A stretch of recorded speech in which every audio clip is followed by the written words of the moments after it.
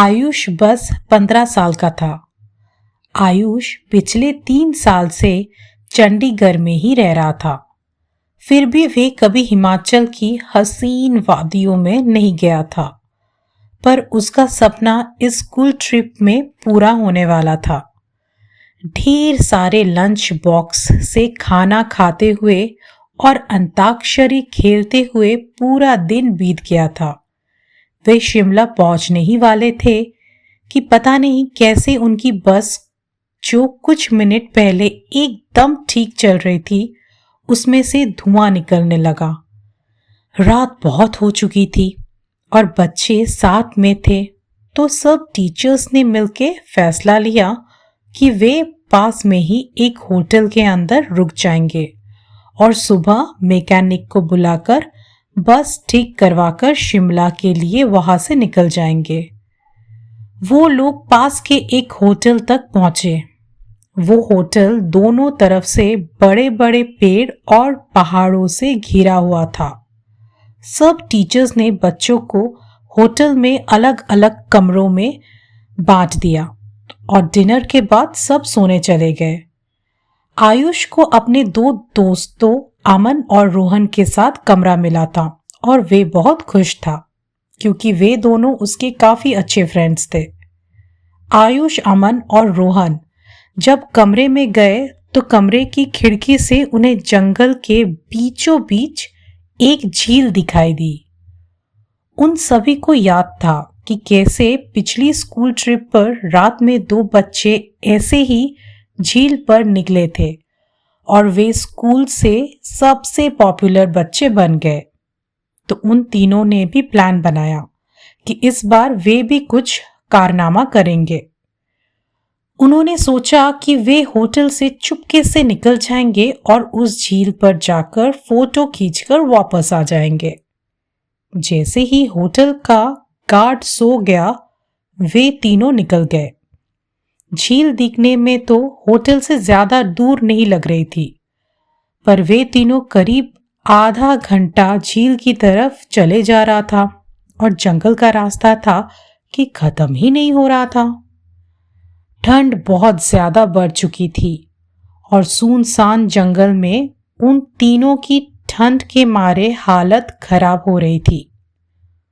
उन्होंने अपना phone check किया तो उसमें सिग्नल नहीं था। तब उन्हें लगा कि उन्हें झील का प्लान कैंसिल करके वापस होटल चले जाना चाहिए।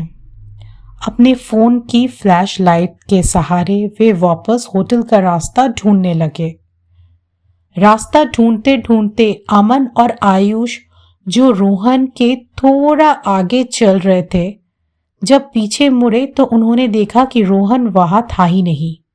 तभी उन्हें अपने पास से किसी के भागने की आवाज आई।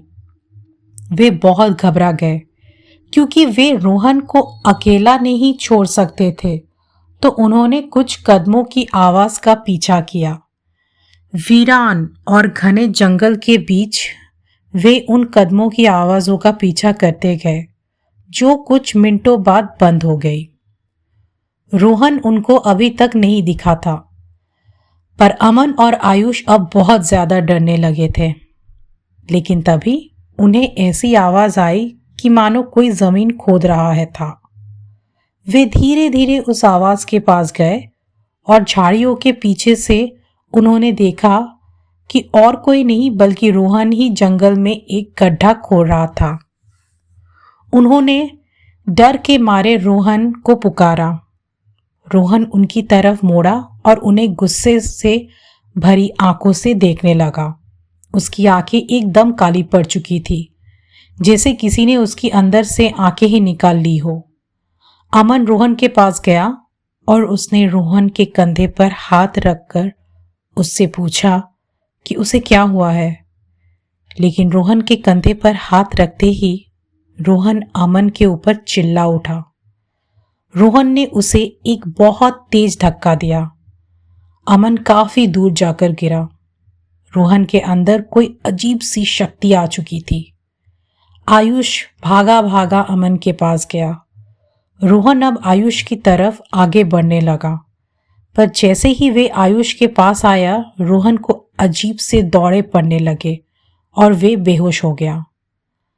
आयुष उसको होश में लाने की कोशिश करने लगा और जैसे ही रोहन होश में आया, उसने अमन की तरफ देखा और जोर जोर से चिल्लाते हुए कहने लगा, वे जो है वे अमन के अंदर है। तभी आयुष ने देखा तो अमन सर झुकाए नीचे बैठा था। उसने अचानक से अपना सर उठाया और उसकी आंखें भी बिल्कुल काली पड़ी थी। इससे पहले आयुष और रोहन कुछ कर पाते, अमन जो कुछ देर पहले तक चोटिल था वो उठकर जंगल के अंदर भागने लगा। रोहन और आयुष ने उसका पीछा किया और फोन फ्लैश लाइट में दिखा कि अमन एक खंडर की तरफ भाग रहा था।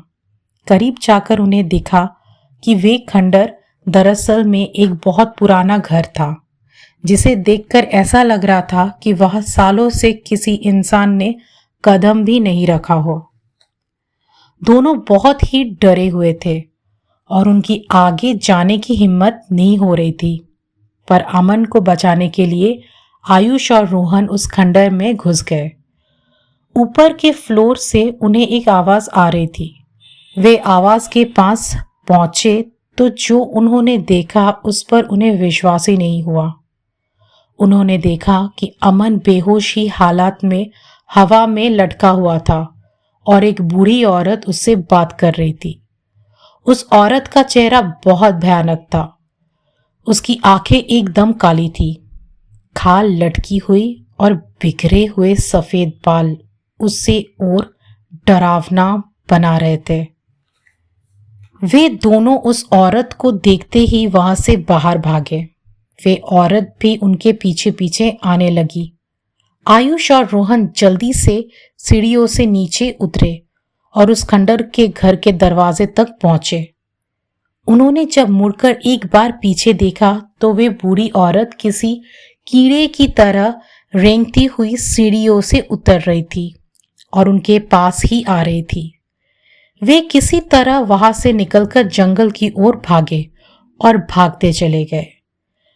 भागते भागते उन्हें पता नहीं चला कि कब वे उस झील के पास आ गए थे, जिस झील की तलाश में वे होटल के बाहर निकले थे।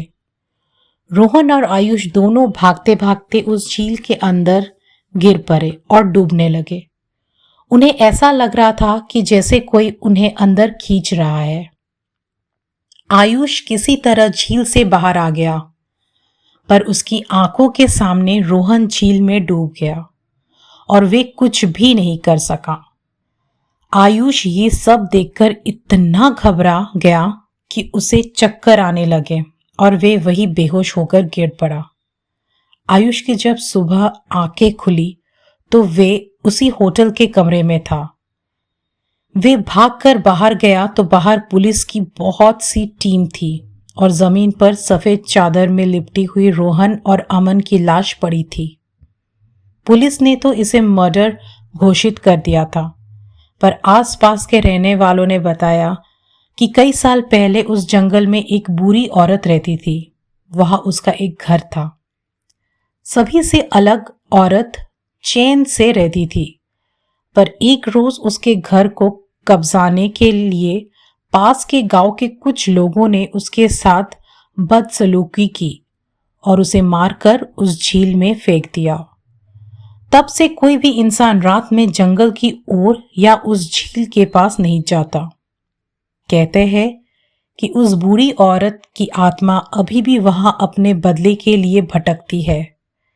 काश ये बात इन तीनों दोस्तों को पता होती तो शायद आज आयुष के साथ साथ रोहन और अमन भी जिंदा होते।